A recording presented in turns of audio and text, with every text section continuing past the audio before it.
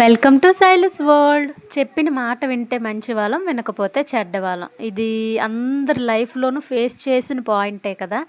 ఎందుకు ఈ పాయింట్ ఇప్పుడు నేను రేస్ చేయాల్సి వచ్చింది అంటే, ఆ ఆధ్యాత్మిక స్థితిని లేదా దేవునికి ప్రార్థించే విధానాన్ని నేనైతే చేంజ్ చేశానన్నమాట.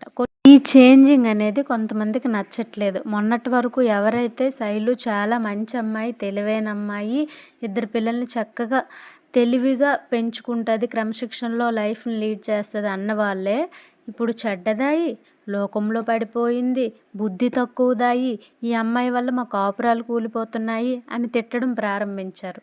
అసలు విషయం ఏమిటి అనేది షార్ట్ వీడియోలో అయితే చెప్పలేను, లాంగ్ వీడియో పోస్ట్ చేస్తాను, తప్పకుండా చూడండి అందరూ.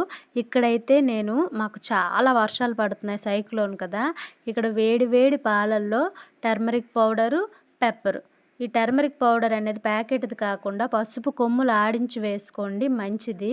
ఇలా రోజుకి 2 సార్లు, ఈవినింగ్, ఉదయం, చిన్న టీ గ్లాసులో సగమైన పిల్లలకి ఇవ్వండి. ఇమ్యూనిటీ బూస్ట్ అవుద్ది. అండ్ ఈ సీజన్లో వచ్చే కోల్డ్, కాఫ్, ఫీవర్ అనేది చాలా వరకు తగ్గిపోద్ది అనమాట. ఒకసారి ట్రై చేయండి, ఒక 5 days ట్రై చేయండి. పిల్లల్లో ఎంత ఇమ్యూనిటీ బూస్ట్ అవుద్దో. ఎక్కువేమి ఇవ్వక్కర్లే, హాఫ్ టీ గ్లాస్ ఇవ్వండి, చాలా బాగుంటుంది.